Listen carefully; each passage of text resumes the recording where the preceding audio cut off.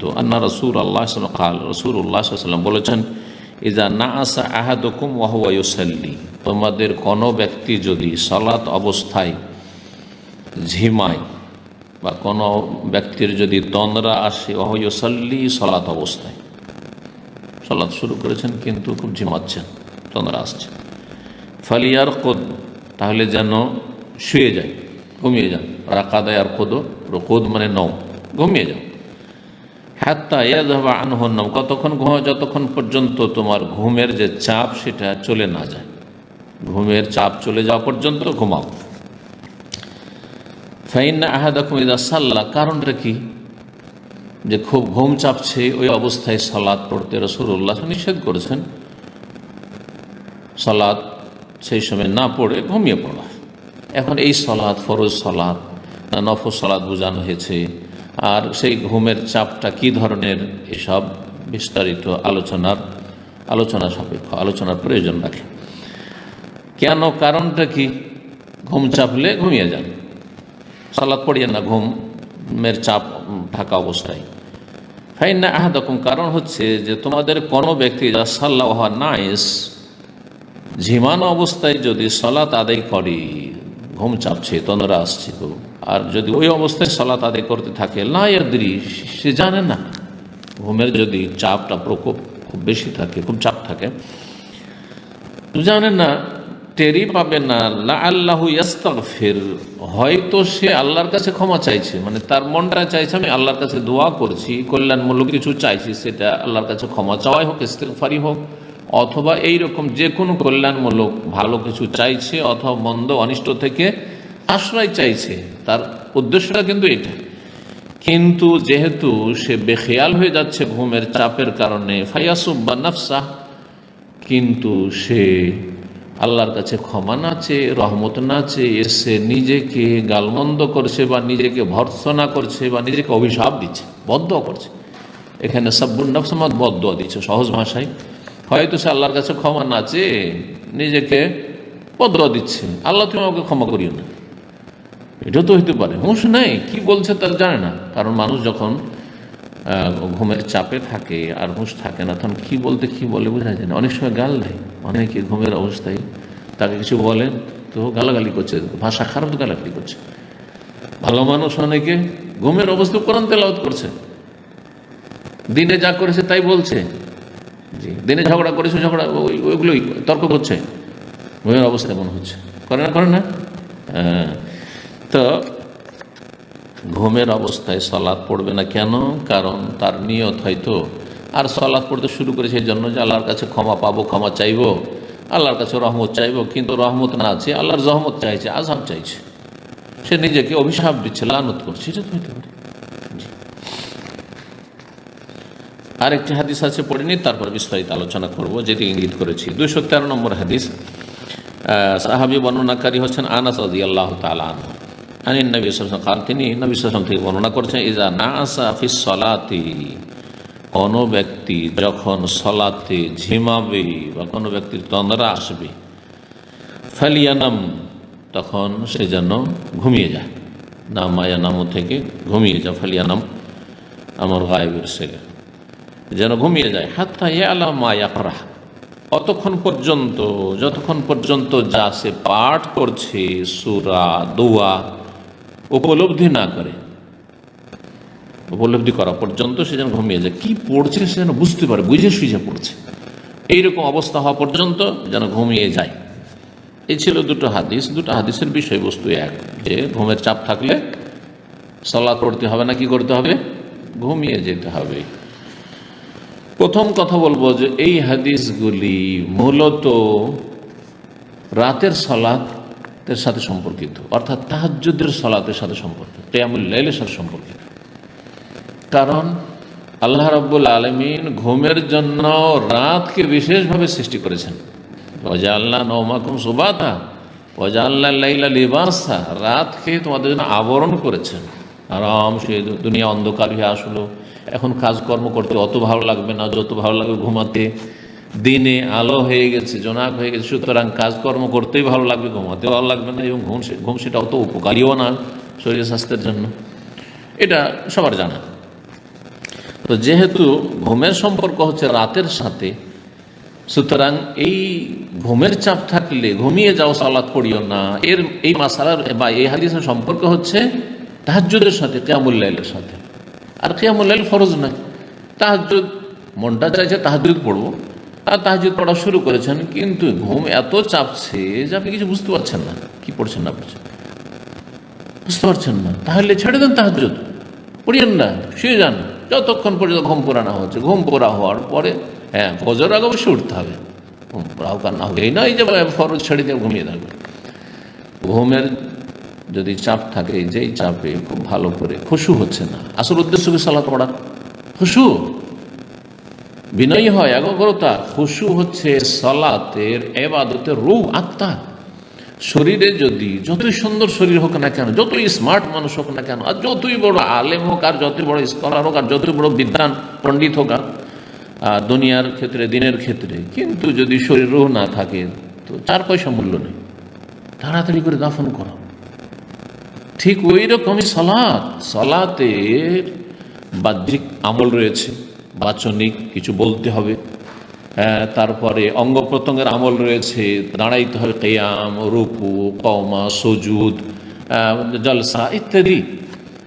এসব হচ্ছে বাহ্যিক ইবাদত। এর চাইতে অনেক গুরুত্বপূর্ণ, এগুলোর মধ্যে বেশ কিছু ফরজও রয়েছে, রুকুন রয়েছে, কিছু ওয়াজিবাত রয়েছে, আর কিছু সুন্নত রয়েছে, যেসব সালাতের ইবাদত বন্দেগী যেগুলো বিধিবিধান রয়েছে সেগুলি। কিন্তু এর চাইতে অনেক বেশি গুরুত্ব রাখে কি, খুশু। قد أفلح المؤمنون الذين هم في صلاتهم খাশিউন। ওই সব মুমিনরা সফল কাম যারা তাদের সালাতে খুশু রাখতে পারে, বিনয়ী, একাগ্রতার সাথে মনোযোগী হয়ে, ইকবাল আল্লাহ, আল্লাহর দিকে ঝাঁপিয়ে যান, আল্লাহ সামনে আছেন, আল্লাহর সাথে চুপিসারে কথা বলছি না যে রব্বা। এই কোয়ালিটির ইবাদত বন্দি করতে হবে, সালাত পড়তে হবে। তো সালাতের আসল রূহ, আত্মা হচ্ছে খুশু। আর এই খুশু থাকবে না, ঘুমের চাপ থাকলে খুশু থাকবে না।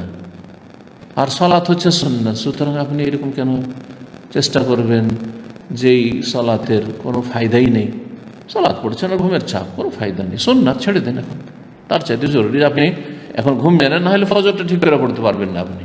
জি, এটা হচ্ছে তাহলে মূল বিষয়। কেউ কেউ এটাকে আম করেছেন, ফরজ সালাত হোক অথবা সুন্নত সালাত হোক, যখন ঘুম চাপছে তখন আর সালাত পড়িও না, তখন সালাতটা আপাতত রেখে দাও, পরে পড়িও, ঘুমিয়ে যাও। যদি এই ব্যাখ্যা নেওয়া হয় তাহলে একটা আর অতিরিক্ত সেখানে ব্যাখ্যা সংযোজন করতে হবে। সেটা হচ্ছে যে যখন ঘুমের চাপটা অত্যন্ত বেশি থাকে, হালকা ঘুম না, শুধু আপনার তন্দ্রা আসছে এমন নয়, হালকা ঘুম আসছে কিন্তু সালাতটা আপনি পড়ে নিতে পারবেন। আর জোহরের সময় হালকা ঘুম আসতে পারে, আসরের সময় আসতে পারে, জোহর আসর মাঝখানে ঘুম আসতে পারে ক্লান্তির কারণে, মাগরিবের সাথে অনেকের ঘুম চলে আসতে পারে। তাই বলে কি এসা সালাত পড়তে গেছে, মাগরিব সালাত পড়তে গেছে, ডিউটি করে এসে আর খুব ঘুম চাপছে, তখন সে সালাত বাদ দিয়েছে, জামাত বাদ দিয়ে, সালাত বাদ দিয়ে, ফরজ বাদ দিয়ে ঘুমিয়ে পড়বে না, মোটেই না। তাহলে এই ক্ষেত্রে বলতে হবে, যারা আম বলেছেন এটা নেওয়া যেতে পারে এইরকমভাবে যে যদি ঘুমের চাপটা এত বেশি, খুব বেশি ক্লান্ত, এরকম ক্লান্তি মাঝে মাঝে হয়, অনেক হার্ড জার্নি করে এসছেন, কষ্টের কাজ করে এসছেন। আমরা এক যুগে হজ করেছি, যখন আপনার মসজিদে খাইফে পড়ে থেকে হজ করতে হতো, তখন এই খেমা টেমার এত সুন্দর বন্দোবস্ত ছিল না। সাধারণ মানুষরা ওই রাস্তাঘাটে পড়ে থেকে হজ করে চলে আসতো, হ্যাঁ, ওই ব্রিজের নিচে, কেউ ওই টিন শেড যে রয়েছে তার নিচে, কেউ রাস্তাঘাটে যেখানে সেখানে, কত কষ্ট করত। আর আমরা এক তো মদিনা ইউনিভার্সিটির ছাত্র, তারপরে আপনার জোয়ান মানুষ, যুবক মানুষ, আমরা জানতাম যে কোথায় গেলে একটু বেশি আরাম হয় তুলনামূলক, তো আমরা মসজিদে খাইবে ঢুকে যেতাম। মসজিদে আগে থেকে জায়গা নিয়ে 4-5 জন আছি, জায়গা দখল করে নিয়েছি, পার্টি বিছি, ফোল্ড করা পার্টি, এগুলো করেছি। তারপরে আরাফা সকালে গিয়ে একবারে মসজিদের নামে জামানি খুলেছে কি ওখানে জায়গা দখল করে নিয়েছে মসজিদের ভিতরে। তারপর প্রচণ্ড কষ্ট, আজকালকার মতো এত আরামের হজ মোটেই না। হজ করে এসে এমন শরীর মনে হচ্ছে চুরমার হয়ে থাকতো, আল্লাহ আকবার, চলে না শরীর মনে হচ্ছে। এসে শুয়েছি, কোনো খবর নেই, এমনকি খাওয়া দাওয়ারও খবর নেই। দুপুরে খাওয়া দাওয়া মিশিয়ে চলে গেছে। আসর ঢিলা হয়েছে, জোহর থেকে আসর পর্যন্ত মদিনা ইউনিভার্সিটির ক্যান্টিন খোলা থাকে। আমার জীবনে একবার এরকম ঘটনা ঘটেছে। আসর পরে ঘুম ভাঙছে, সকাল 10টা-11টার দিকে শুয়েছি, সে ক্লান্ত হয়ে সারা রাত জাগরণ সফর ইত্যাদি, আর তারপরে যে হজের ক্লান্তি আছে, আর খিদে আছে, কিছু খাইও নি। ওই খিদাটি তখন ইউনিভার্সিটির ভিতরে কোনো একটা রেস্টুরেন্টও ছিল না, কিচ্ছু ছিল না। তারপরে একটা বাকালা প্রথম মুদিখানার দোকান খুললো, একটা বুফে খুললো। এরকম আমাদের শেষ জীবন। বাইরে কে যাবে, গাড়ি নেই, কিচ্ছু নেই, ওই না খেয়ে থাকলাম। মনে হয় একটা জুস টুস ছিল, খেয়ে থাকলাম। তারপরে মাগরিবের পরে পরে ক্যান্টিন খুলবে, আর চলতে থাকবে রাত 10টার মধ্যে। মাগরিব পরে, এই প্রথম মদিনা ইউনিভার্সিটিতে মাগরিবের পরেই খাওয়া দাওয়া, কারণ সারাদিন না খেয়েছে। এইরকম ক্লান্তি কখনো কখনো হয়, আর ঘুমের চাপ থাকে। যদি এরকমের ঘুমের চাপ থাকে যে আপনি কোনো দিশে পাচ্ছেন না, তখন মাফ আপাতত আপনি ঘুমটা পুরা করেন, না হলে কিছুই তো বুঝতে পারছেন না। এত ঘুমের চাপ যে সলাতের কিছুই বুঝতে পারছেন না। আপনি সলাত শুরু করছেন, চোখ বন্ধ হয়ে যাচ্ছে, হুঁশ হারিয়ে যাচ্ছে।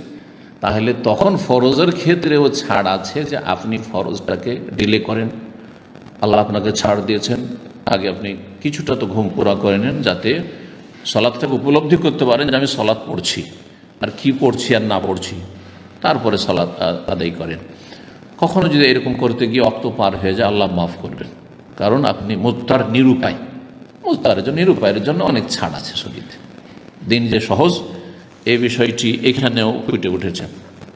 কিন্তু এমন নয় যে প্রতিদিন আমার ঘুমটা একটু বেশি, আর ঘুমের চাপ আসে ডিউটি থেকে আসলেই, সুতরাং মাগরিবে শুয়ে পড়লাম, মাগরিব আগে 10 মিনিট আছে ও তখনই শুয়ে পড়লাম, এসা পরে শুয়ে পড়লাম না, এসা পরে শোন, কিন্তু মাগরিব এসার মাঝখানে শুয়ে পড়লাম, হাদিসে নিষেধ আছে, ঘুমাবেন না তখন।